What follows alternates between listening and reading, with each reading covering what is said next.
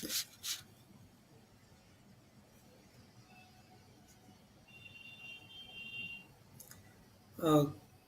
evening, one and all. I welcome you all for this Vijay Diagnostic Center Educational Webinar Series.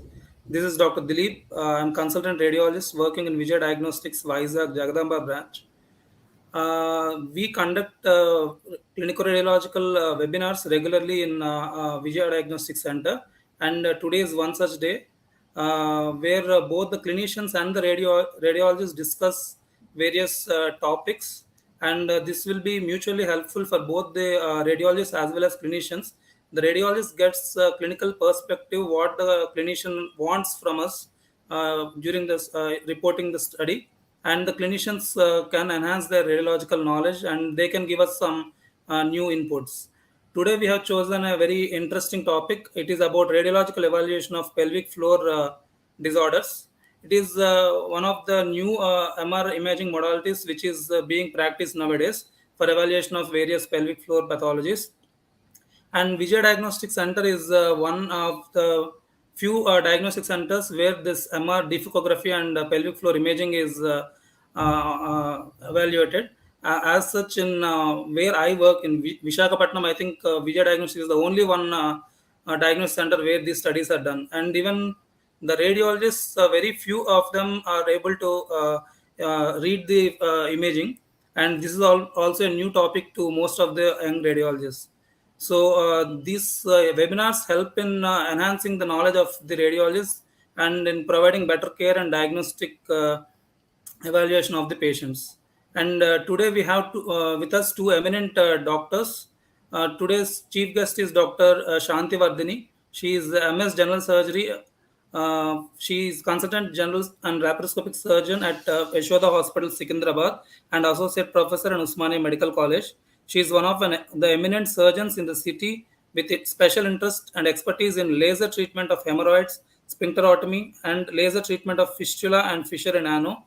She is the member of Association of Surgeons in India and also the member of Association of Minimally Access Surgeons of India, and she is also a member of Indian Association of Gastrointestinal and Endosurgeons. She is executive member of Association of Colorectal Surgeons in India and executive member of All India Proctology Association and executive member in representing Telangana State in Association of Surgeons in India. She is very keen in research and has a lot of publications, attended many workshops all over India, as well as conducted few workshops in association with Yashoda Hospitals. She was also a speaker at Coloproctocon 2019 and she has delivered talk on laser fistulectomy and national level presentation at WorldCon for fissure and papers on new techniques in hemorrhoids and foreign bodies in rectum. Thank you, ma'am, for graciously accepting our invitation to be the chief guest for today's webinar. Thank you. And the expert speaker for today's webinar topic is Dr. Ankit. He is the consultant radiologist working in Vijay Diagnostic Center, Himayat Nagar branch. He has DMRD, DNB, and FRCR, and he is also a fellow in neuroradiology in National Hospital for Neurology and Neurosurgery, UCLH, London. He is also international fellow in musculoskeletal radiology, SMG, SNU, Seoul, South Korea. He is also KSR International Fellow in Neuroradiology in SNUH, South Korea, and Fellow in Vascular Intervention Radiology at Yashoda Hospital, Hyderabad. He is also an IRIYS scholar and RSNA 2019 scholar. With this brief introduction, I would like to welcome Dr.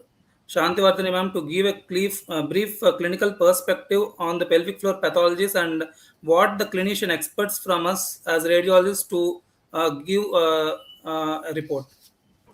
Over to you. Yeah, good evening, all of you. Thank you for inviting me for this program.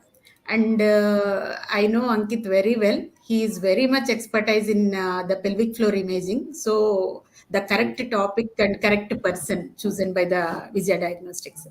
Actually, from surgeon's point of view, the ODS, that is obstructive defecation syndrome, nowadays we are seeing lot of many cases because whenever constipation is there, people used to think that is piles. But except for piles, there are number of problems in the anal canal along with the colon and the rectum.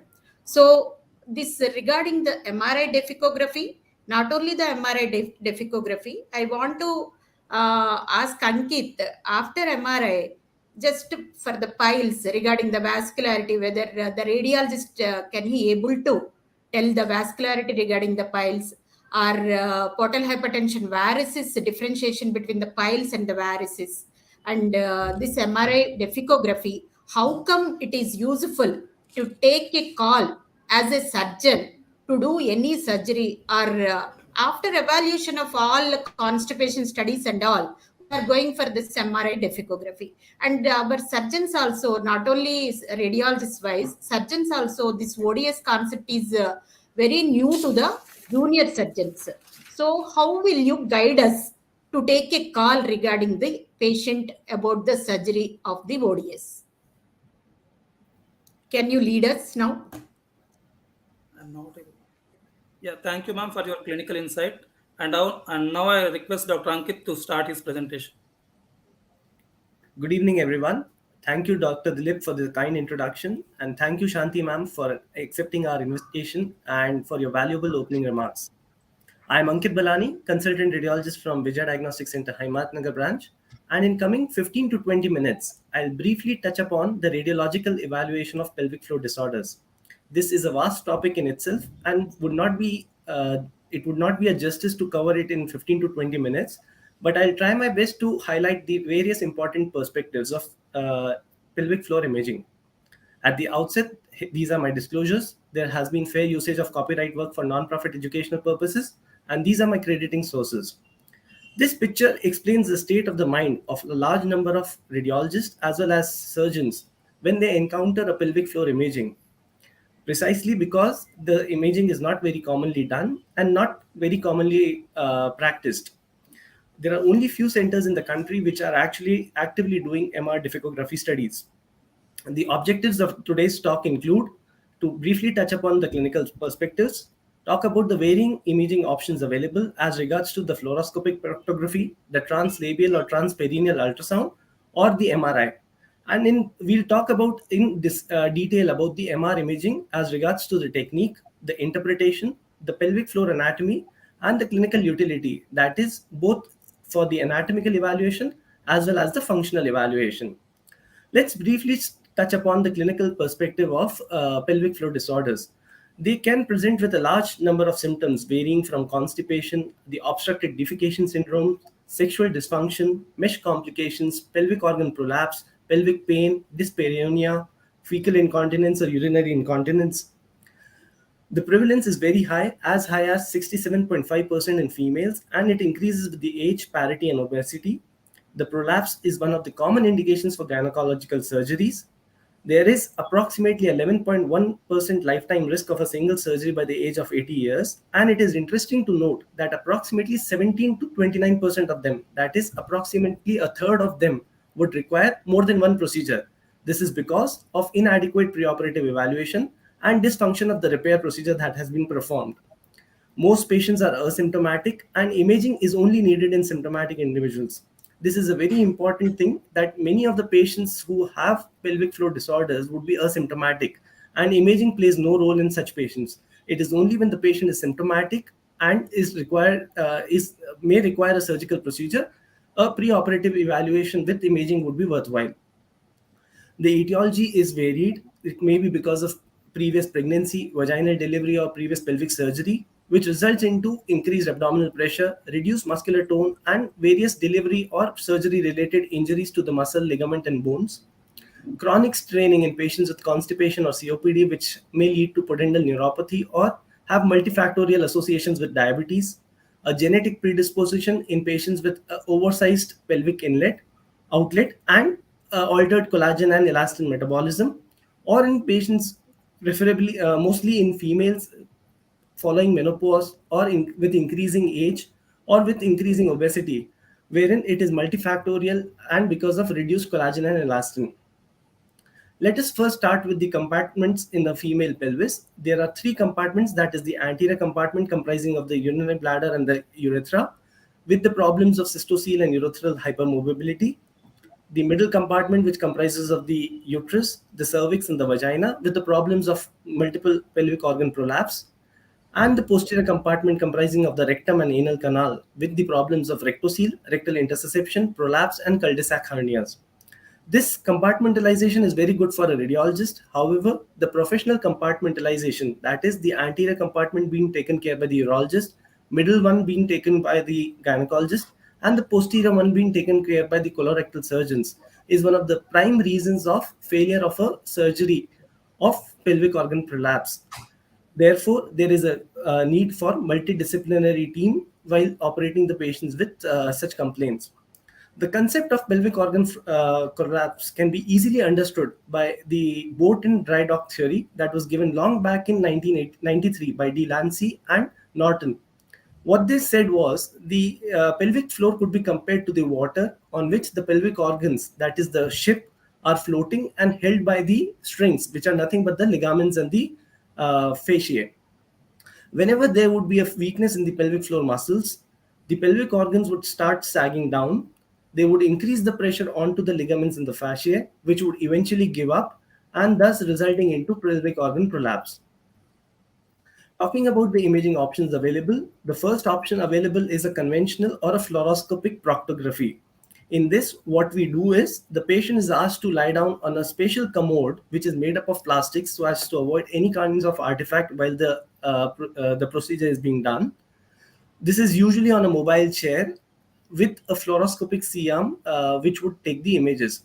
All the images would be acquired in a lateral projection. That is the most important view while for evaluating conventional proctogram images, and adequate privacy being provided to the patient. However, this suffers from the disadvantages of the requirement of a special commode, which is very difficult to be found and is usually custom made by the organization themselves. Need for a fluoroscopic C-arm. It is an invasive procedure in which the patient would be asked to take barium first so as to opacify the small bowel loops. This would be 45 minutes prior to the procedure. Subsequently, the catheter would be inserted into the rectum with insertion of the barium paste into the rectum. So in a conventional fluoroscopic proctography, only the small bowel and the large bowel, that is the rectum and anal canal, would be opacified. To evaluate the anterior and middle compartments, also we need to inject the barium into the urinary bladder as well as in the vagina or any other contrast media. Therefore, it would be much more invasive than what an MRI study would be. It has the radiation risk associated with it and a limited evaluation with very limited evaluation of peritoneal seals, the anterior and middle compartments. The next available imaging option available is a translabial or a transperineal ultrasound, in which the patient would lie in a lithotomy position and the convex or a 4D transducer placed directly onto the labia with minimal pressure being applied. Therefore, the images that would be obtained would be an inverted image, and this is how a translabial ultrasound image would appear, with the bladder, the vagina, uterus, and the rectum being seen in an inverted fashion. As we can imagine and compare it with the MRI, the field of view would be very limited and it would be an inverted image. Therefore, with the limitations of limited field of view, a steep learning curve, not many radiologists are comfortable doing a translabial ultrasound, and more so interpreting the dynamic part of the imaging. It also requires a rectal enema approximately an hour before the examination, because the fecal contents and the air both would be reducing the image quality. A 4D acquisition is possible in resting, maximal contraction, and Valsalva. It does not involve any radiation, and there is a greater availability of the same. The next question comes, why do we need an MR difficography?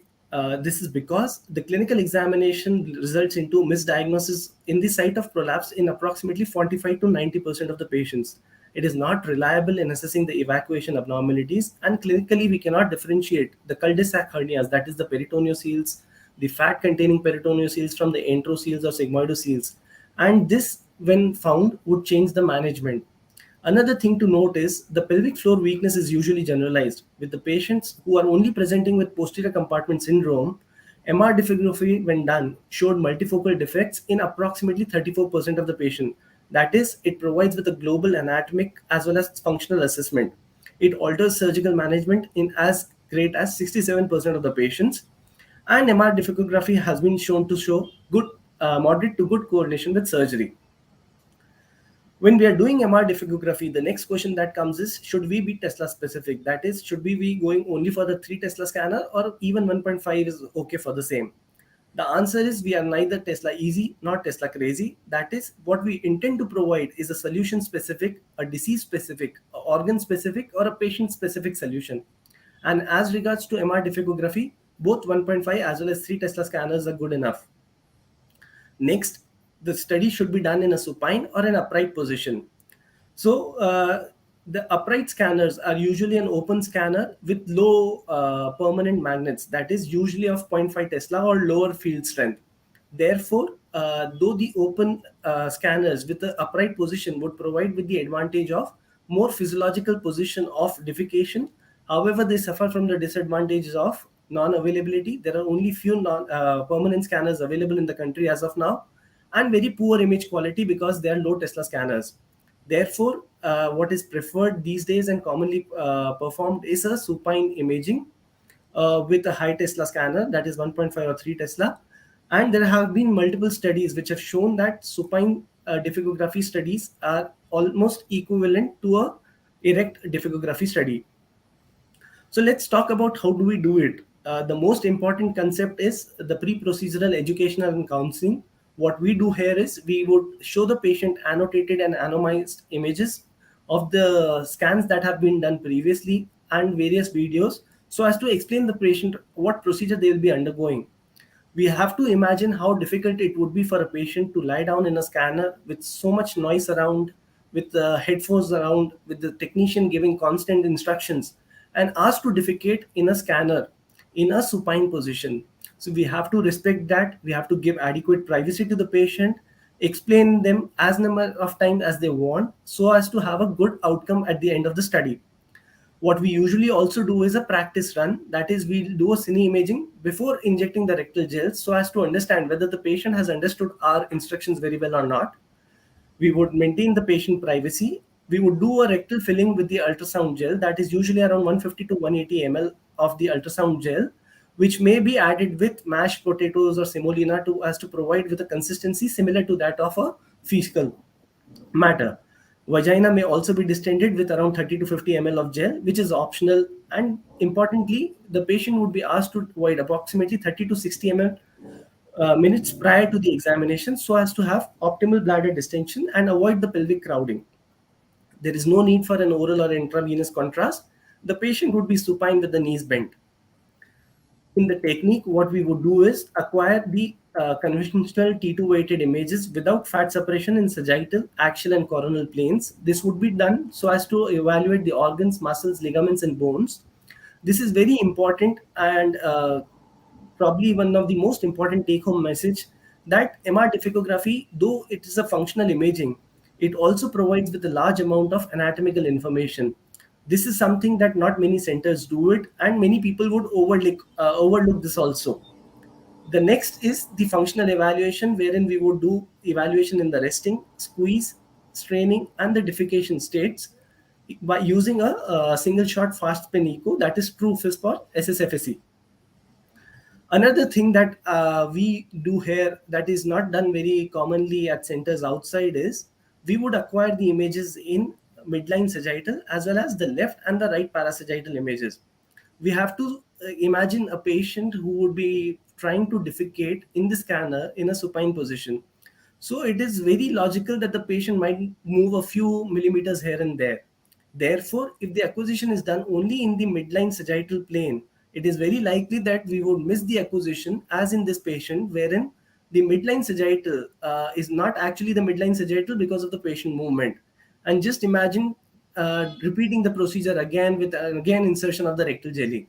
In this patient, the right parasagittal image provided the actual midline sagittal image, and because we had done the acquisition in all 3 planes, we were able to give an answer to the study. Second thing that I usually do is I would give 3 attempts at defecation to the patient. As we can see from this patient, this was the first defecation attempt, the second attempt, and the third attempt. With the increasing attempts, we can see that the rectal mucosa starts to prolapse initially only into the anal canal, later on outside the anal canal, and then frankly outside the anal canal. So with the increasing attempts at defecation, the grading of the pelvic organ prolapse would change, and the exact picture would come only after multiple attempts of defecation. In certain patients, even after 3 attempts, the patient do not pass the feces or the ultrasound jelly. In such cases, I would take a post-defecation Valsalva maneuver also. Let's start with the anatomical evaluation. The pelvic support is with 3 structures. That is the endopelvic fascia superiorly, which is a fascial condensation over the pelvic organs, extending from the bony pelvis from one side to the other side. The pelvic floor, which would comprise of the pelvic diaphragm, the sphincter mechanism of the urinary tract, the upper and lower vaginal supports, and the internal and external sphincters, and the urogenital diaphragm, of which the perineal body would be the most important component. Let's briefly review them on the MR images. We have the anterior compartment comprising of the bladder and the urethra, the middle compartment comprising of the uterus, cervix, and the vagina, the posterior compartment comprising of the rectum and the anal canal. Then we have the puborectalis sling, which is a part of the levator ani muscles, the rest of the iliococcygeus part of the levator ani muscle, and the levator plate, which would attach it to the coccygeal vertebral bodies. The retropubic fat space, this is an important space for various multiple retropubic mesh and slings. The perivesical fat space, and the ischioanal ischiorectal fat space. Next, we talk about the 3 layers of the endopelvic fascia. Can we visualize the endopelvic fascia on imaging? The answer to this is no. Uh, this is not actually visualized on imaging, but the deficiencies of the endopelvic fascia, we have various signs that we can assess on MRI. The level 1 would suspend the upper third of the vagina, that is the parametrium and paracolpium. The level 2 would attach the middle third of the vagina, that is the arcus tendinous fascia of the pelvic side wall. And the level 3 would suspend the lower third of the vagina, that is the levator ani, perineal body, and the periurethral ligaments. So let us talk about the imaging features of endopelvic fascial defects. So whenever there is an level 1 endopelvic fascial defect, what happens is the upper third of the vagina would droop down as a drooping vagina or the chevron sign, as can be seen in these 2 patients. A level 2 endopelvic fascial defect would result into saddlebag urinary bladder, that is drooping of the posterolateral walls of the urinary bladder on either side, or the loss of the normal H or W shaped vagina. Normally, the middle third of the vagina should be a H or a W shaped structure. Whenever there is a level 2 endopelvic fascial defect, it would lose its normal H or a W shape. In level 3 endopelvic fascial defects, what we would see is increased retropubic fat space with drooping of the urethra, that is called as a drooping mustache sign, or the urethral hypermobility. We'll come on to this after a few slides again. The other support system includes the levator ani muscles, which is a group of 3 muscles, that is the puborectalis, the pubococcygeus, and the iliococcygeus muscles, which would combine and attach onto the coccyx as the levator plate. The internal and the external sphincters of the anal canal, the internal sphincter being more bright on T2 weighted images, surrounded by the longitudinal muscles in the intersphincteric space, followed by the external sphincter, and the perineal body, which would be the condensation between the vagina and the rectum, which is an important part of the urogenital diaphragm. So coming on to the fun part, that is the functional evaluation. In this, what we do is the patient would be asked to defecate under the scanner, and we would acquire the images in 4 phases, that is the rest, the straining, the squeeze, and the defecation. In squeeze maneuver, the patient would try and contract the sphincters and not defecate. In the straining maneuver, he or she would strain the rectum and anal canal, but not pass the jelly, and in defecation would actually pass.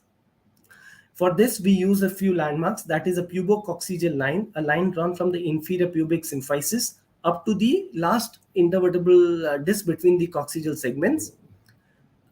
From this, we would take the measurements to the lower part of the bladder base, the posterior and inferior part of it, the cervix, that is the anterior and inferior part of the cervix or the vaginal vault in a hysterectomized patient, and the anterior and inferior part of the anorectal junction.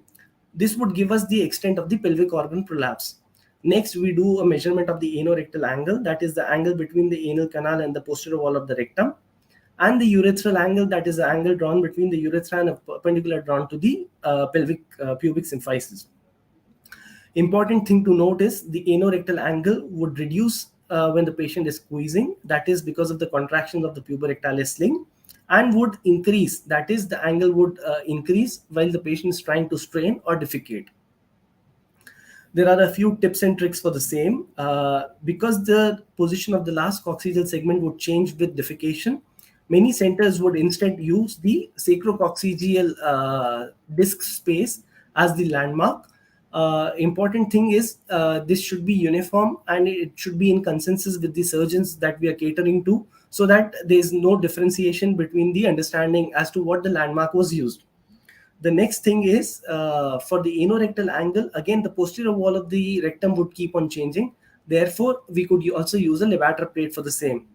And the urinary bladder should be only partially distended so as to reduce the interpretation errors. If there's too much crowding because of over distension of the rectum or the urinary bladder, we may miss out on a few cystoceles or rectoceles in the interpretation.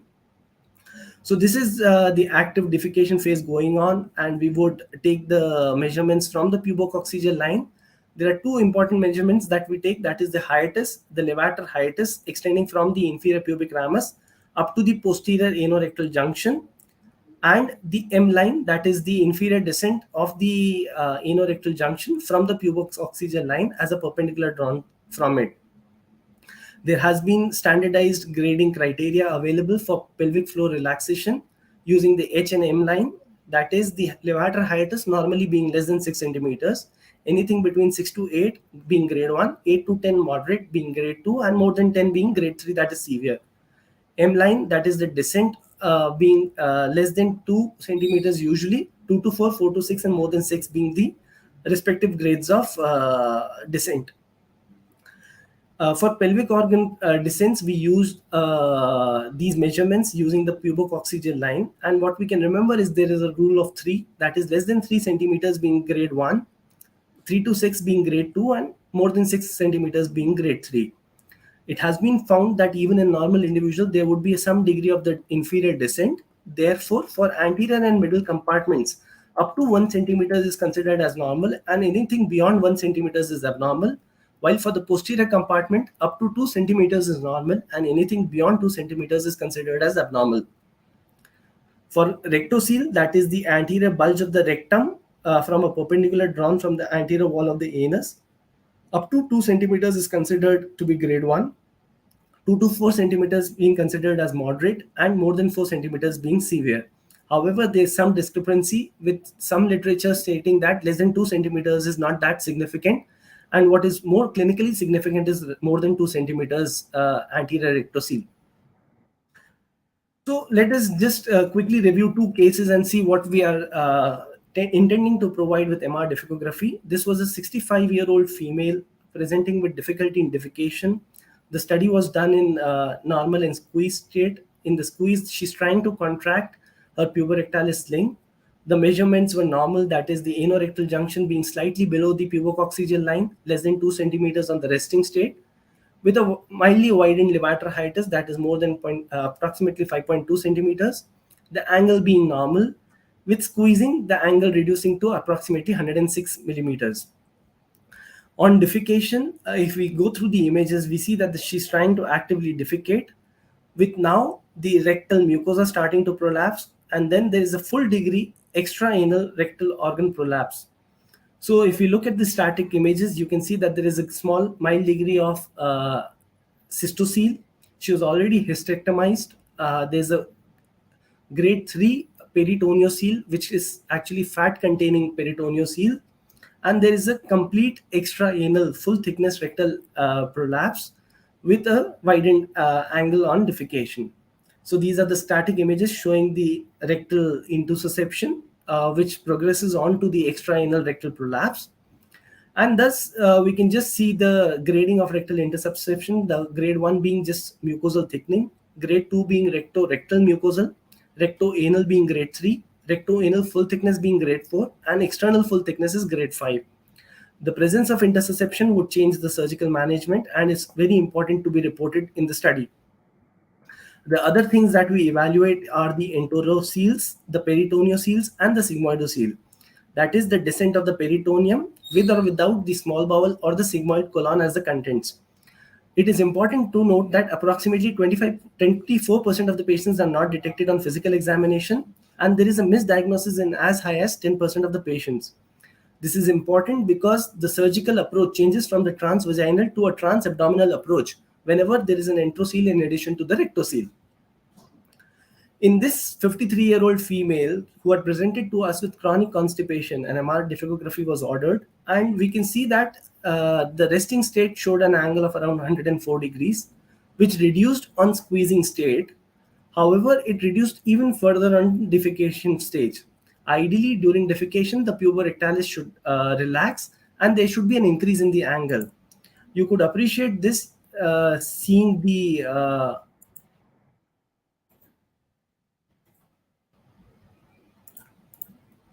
I think the video is not working for some reason. Anyways, we can appreciate on the static images itself that there is hypertrophy of the puborectalis sling with a constant indentation onto the posterior anorectal junction, which results into reduced luminal caliber and thus obstruction during defecation.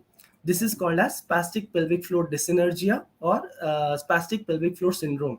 In addition, what we could find was that there is a cystocele of mild degree, associated urethral hypermobility, that is the urethral angle now being 96 degrees as against to a very acute angle in the normal patients, and a prominent indentation onto the posterior anorectal junction by the puborectalis sling. The presence of urethral hypermobility again changes the surgical approach, and the same uncomplicated cystocele versus a cystocele with endopelvic fascial damage would change the surgical approach. This is how I would report an MR difficultgraphy study. This template has been adapted from the disease focus panel of Society of Abdominal Radiology, wherein we would give an information about the anatomical evaluation, the functional evaluation as regards to the anterior, middle, and posterior compartments, and conclude the same in the report eventually. To summarize, the anatomical and functional imaging is being provided with MR difficultgraphy. It is not only the functional component that is evaluated, but even the pelvic support systems are well evaluated with MRI. We do with multiple defecation attempts, the post-defecation strain acquisition, and the acquisition in sagittal and parasagittal planes, which makes a lot of difference in a large number of the patients. MR difficultgraphy can identify occult prolapse and multi-compartment involvement, thus altering the management. Enterocele, peritoneocele, sigmoidoceles, and their differentiation from rectocele, which is not possible clinically, can be provided with MR difficultgraphy. It helps us evaluate defecatory dysfunction, that is the spastic pelvic floor syndrome, and also evaluate the pelvic mesh and slings post-surgically so as to identify them and understand their complications. I thank you all for your kind attentions. If there are any questions, I'll be happy to take them. Thank you, Ankit, Dr. Ankit. Ma'am, just yeah. Ankit, it is very really a wonderful presentation.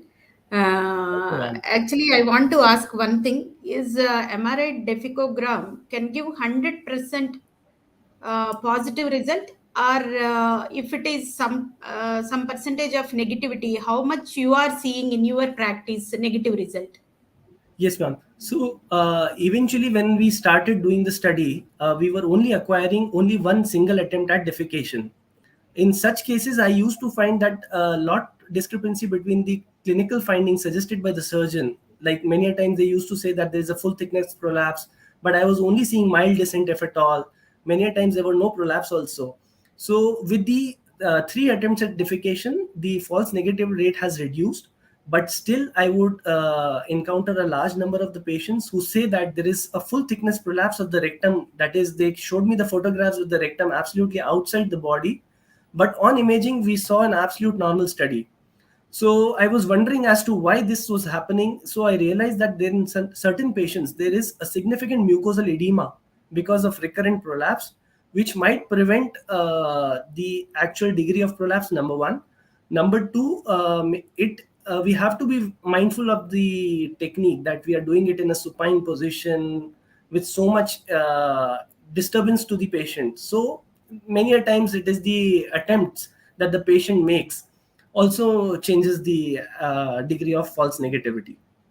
Is it depending on any technician role? Is there much in taking the MRI deficogram other Yes, I than a would say radiologist? yes. Yes, amongst the various investigations that we do, MR difficography is highly operator dependent because this would require a proper counseling of the patient prior to the scan so as to let them understand what a straining maneuver would mean, what a squeeze maneuver would mean, what a defecation maneuver would mean, what we expect from them, when to start, when to stop.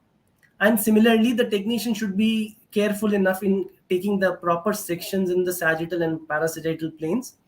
A millimeter here and there could actually be a miss on our part. Instructions while doing MRI with that sound. Can the patient able to follow that Yes. instructions? Yes, we'll give them a headphone which would have a direct input of the sound that the technician is speaking. So it is quite clear to the patient.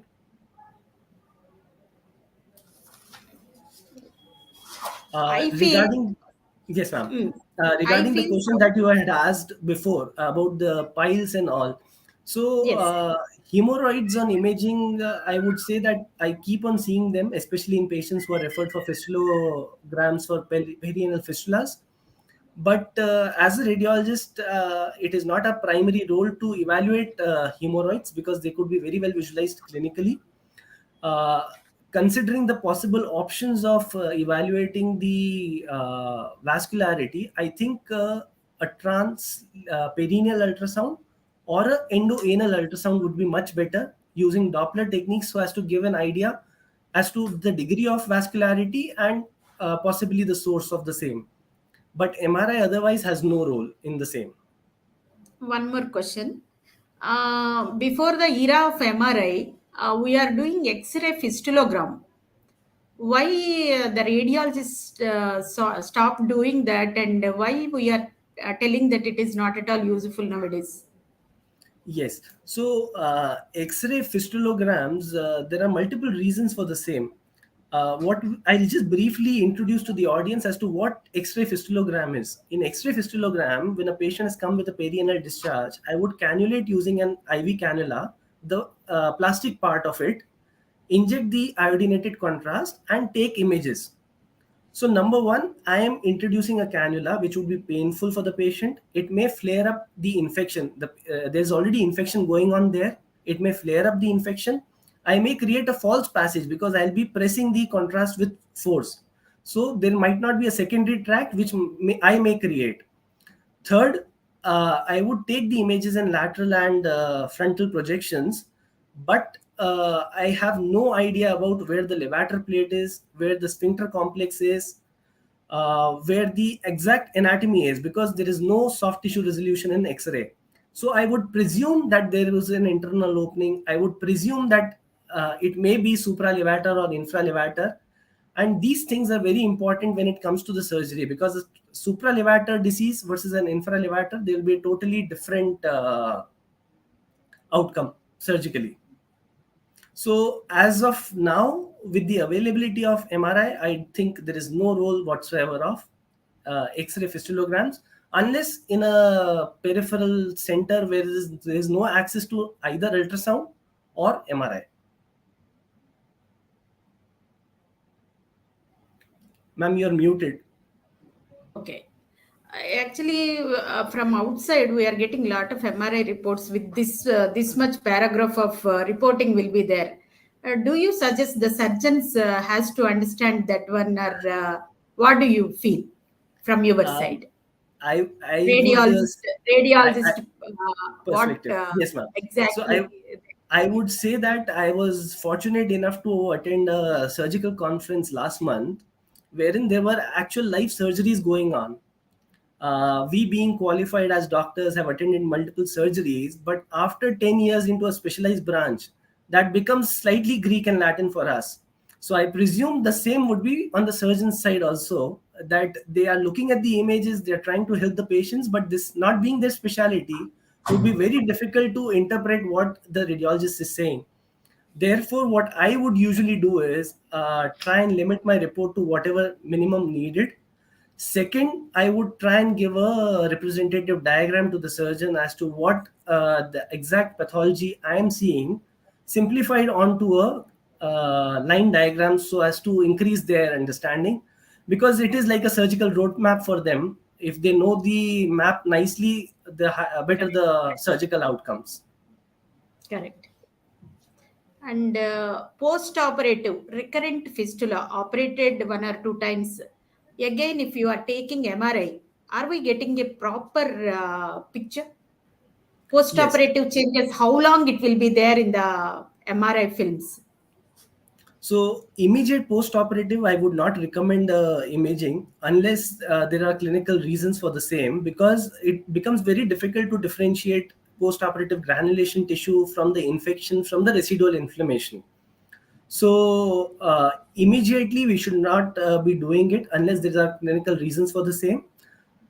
If needed to be done in post-operative cases, we would give a contrast to the patient, because contrast can help delineate the granulation tissue from residual inflammation. But again, there are limitations to the same. So if the patient is not that symptomatic and can wait, ideal duration I think would be around 4 to 6 weeks following the surgery, so as to for the inflammation and the edema to subside, to as to give the correct answer. Regarding rectal varices, differentiate between the rectal varices and the hemorrhoids. Other than this scan, any other thing, any probe or anything is available? Again, ma'am, I think endoanal scan might help, but in such patients, it would be very difficult technically to do an endoanal scan, because that's a big probe with an acute anus. It will be difficult, and for the patient to accommodate that probe, and that probe itself might compress the varices or the hemorrhoids. So I think imaging would be not that accurate in such a scenario. Okay. If you take MRI fistulograms, where do you exactly look for the internal openings, particularly from the radiologist perspective? Because we are seeing at the line of the dentate line, we are feeling it. So where you check for that internal opening? So as regards to the internal and external opening, I believe again imaging is slightly limited because external opening is well visualized to the surgeon. So I would be very happy if I have a pre-imaging evaluation done by a surgeon and known to me where the external opening is. Regarding the internal opening, many a times we do actually see a proper internal opening within the anal canal. In certain patients, we do not see an internal opening, but what our literature says is the point of maximal inflammation or infection within the intersphincteric space points Nice. towards the possible internal openings. Suppose there is a horseshoe shaped collection, but the point of maximum collection is at 6 o'clock position. So I would presume that the internal opening is at 6 o'clock position. Oh, nice. Correct. Good point. Thank you, ma'am. Thank you. Thank you. Thank you very much. Ankit, very nice presentation. You have simplified a complex topic nicely. So I also learned many points from this webinar. Thank you for that. And one question I have. Before the advent of MR difficultgraphy, as you said, they used to do fluoroscopy and translabial or transperineal ultrasound. So how can you compare the diagnostic accuracy, like which is good? Because MR fluoroscope, conventional fluoroscopy, I think it is more physiological because you do contrast and it will be in sitting position. But this is in supine. So how the diagnostic accuracy varies? So the literature about this is quite limited because of the technical challenges in comparing these two studies. That is, MR difficultgraphy done in a supine position versus a conventional proctography done in a sitting position. So we have to be aware of a few important things when we are looking at the comparison between these. One being conventional proctography would have radiation risks. It is much more invasive because if I am looking at all the three compartments, I'll have to cannulate the bladder, the vagina, and the rectum. Number three, in a conventional proctogram, I would not get any idea about the anterior and middle compartments. Third, if there is a peritoneocele, I would not be able to know whether it is a fat-containing peritoneocele or a sigmoidocele or an enterocele, which again changes the surgical management. Next, the availability of a spatial commode with a fluoroscopic C-arm is again challenging as regards to the availability of both of these together. Only a high volume center can usually afford them and have them. I am not aware of any such centers in the country which are actively practicing fluoroscopic proctography. So there is certain literature which says that fluoroscopic proctography would be better than MR for evaluation of rectal intersusception. The answer to this is because the extent of positive evacuation on a fluoroscopic proctogram is more than an MR. The false negative in an MR is much more, and therefore the rectal intersusceptions are missed. But otherwise, as regards to the field of view, the image quality, the availability, I think MR difficography scores over it. Okay, thank you. Okay, thank you, ma'am, for graciously accepting our invitation and having such lively session. You asked so many questions. Even we got clarity on a lot of things. Thank you for that. Let me check if there are any more questions. I think there are no more questions. So I think I thank the Vijaya Diagnostic Center management team for organizing this webinar and helping many clinicians and radiologists to have a brief idea about this MR difficography. So, really nice presentation, Ankit. Thank you, ma'am. Nice. My pleasure. So we can close the session. Thank you. Thank you all.